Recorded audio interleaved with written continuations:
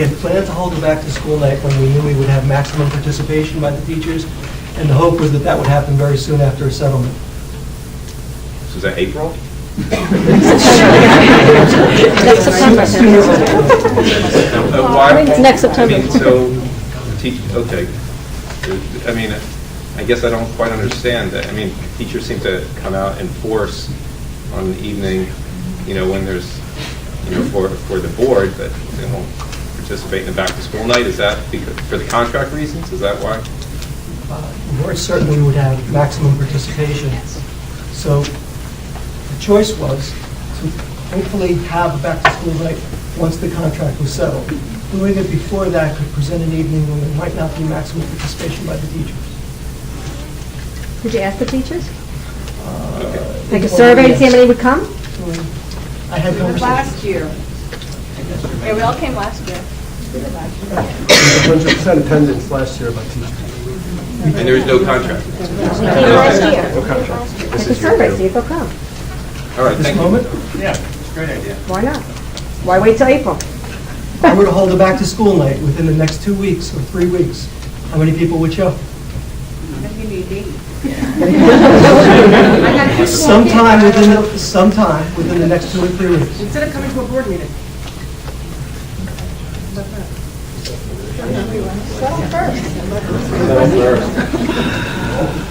In the back. Hi, my name is Adam Fitting. I live in Washington Township. I've appeared before the board previously. I'm discouraged that no movement has been made, and the history teachers in the bunch will please forgive me if I mess any of this up. But the Constitution has recently come back into vogue. It's been brought back into vogue by right-wing people who think that cutting things like teachers' salaries is a good way to get America ahead. And it seems that this board has been sitting there waiting out the rest of us in an attempt to try and forward an ideology. So in the interest of putting an ideology aside and talking about the law, I'd like to quote the Constitution and then explain why I think that this board is acting unconstitutionally. So if I may, this is paragraph 2 from Article 6 of the Constitution. The Constitution and its laws of the United States, which shall be made in pursuance thereof, and all treaties made, or which shall be made under the authority of the United States, shall be the supreme law of the land. Please note, all treaties made shall be the supreme law of the land. And judges in every state shall be bound thereby. Anything in the Constitution or laws of any state not contrary not contrary withstanding. That means that the Constitution is the supreme law of the land, and any deal we sign with anyone else counts too, because we're an honorable people. Because when we make a bargain, we keep it. Because we hold our ideals to be worth keeping. So 200 years after we signed our Declaration of Independence, the United States and a bunch of other countries got together under a treaty which is called the Universal Declaration of Human Rights. And Article 23 of the Universal Declaration of Human Rights reads as the following. Everyone has the right to work, to free choice of employment, to just and favorable conditions of work, and to protection against unemployment. Everyone, without any discrimination, has the right to equal pay for equal work.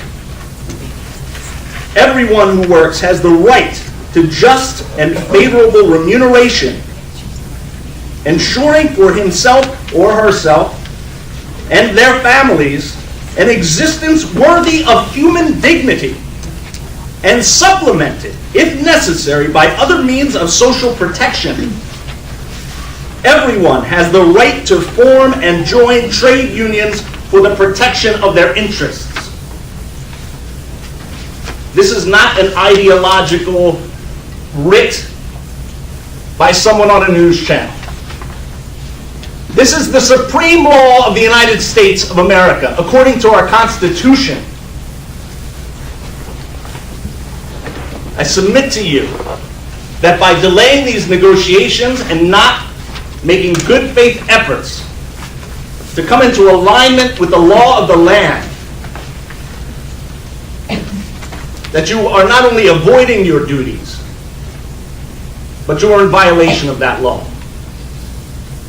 I intend, following this meeting, to begin an organizational effort.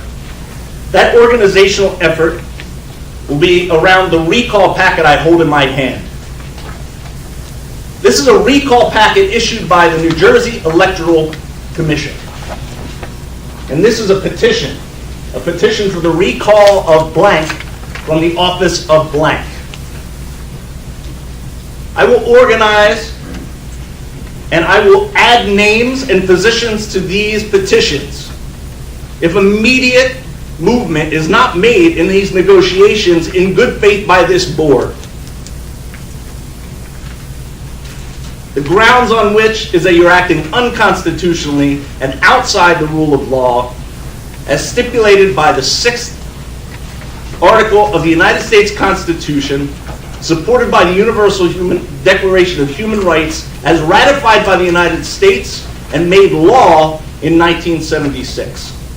I urge you to put aside the ideological crusades that are driving and informing your process, to sit down with these good people across a table and consider the future of this country. The investment that we are making right now needs to be in ourselves and in our children, not in trying to avoid minimal taxes on people who have $1 million homes.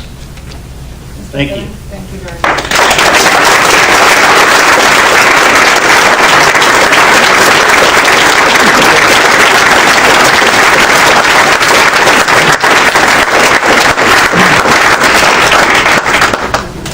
Yes, in the back. My name is Jane Carson. I am the French teacher here at Westmore Central and the varsity girls tennis coach, and if you approve me tonight, the boys varsity tennis coach this spring. I also graduated from the school in 1997, a very proud graduate, and like so many alumni here, I've come back here because I feel honored to teach with some of the people that I had as teachers that I respect and admire, and continue to do so now that they're my colleagues. And despite the difficult climate, I'm still very proud to be a member of this community, and every day I look forward to coming to this building. I do have a question though. I'm just curious if the proposed benefit cuts and pay cuts are for a poor performance in a specific area, such as special education. Thank you. You didn't propose any benefit or pay cuts. Yes, are the proposed pay cuts and benefit cuts due to a poor performance in a specific subject area, such as world language, special education, mathematics? I didn't say it loud enough, I apologize. We did not propose any benefit cuts or pay cuts. Oh, thank you. Thank you. Any other? Yeah. Roy Hamblin, I'm a teacher at Mendham. I've been teaching my 24th year. I'm also on the negotiating team. And I've been teaching, as I Mendham 23 years. I coached 3 seasons. I coached Charlie over there. I taught his sister. Taught many kids, many parents. When I first came to Mendham, I thought it was a special place because of the type of kids. I really enjoyed teaching those kids, and I thought the community was something special.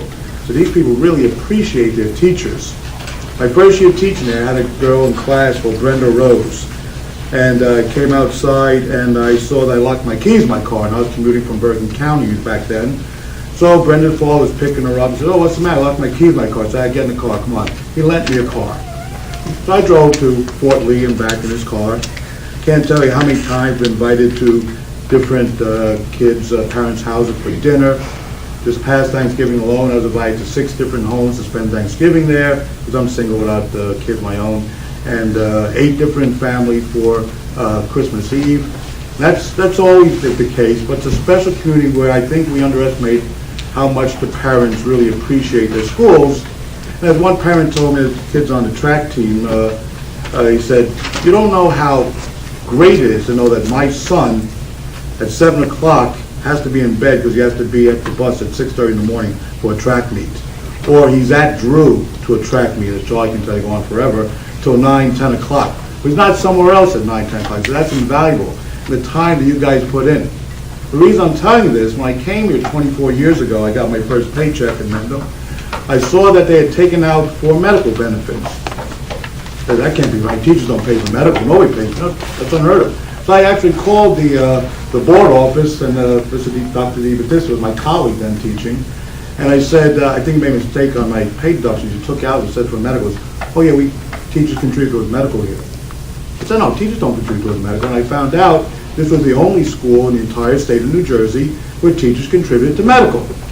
Then it got so high about 18, 19 years ago, where we're paying like $500, $600 a month out of our check. We actually stopped that, forced the board to negotiate by calling a town meeting where at Mendham High School we had about 1,000 parents in the cafeteria. We were warned we're breaking the fire code. We put up our pay stub on the overhead, and they said, "They pay what? What are we doing this to our teachers for? Are you nuts?" Put so much pressure on the board that they renegotiated that. The point I'm bringing this up is, my question was, and it wasn't a lot of money, again, I was single, my question was, why? They have a special school here, ranked one of the top 10 in the state. I came from a school that was horrible. Teachers lived up to a lot of the stereotypes, and they got better benefits. I just said, why? Well, the years went on, and we continued to be the only school in the county, very few in the state, contribute towards medical all those years. And my question was, why? Why? Aren't you happy with the performance you have here? Don't you appreciate these teachers? I mean, there are many other schools where the teachers really don't do much, 30% college-bound rate, but they're getting, better benefits. And now, again, other schools have caught on, of course, and they're contributing towards medical, but we continued up until this year to have the highest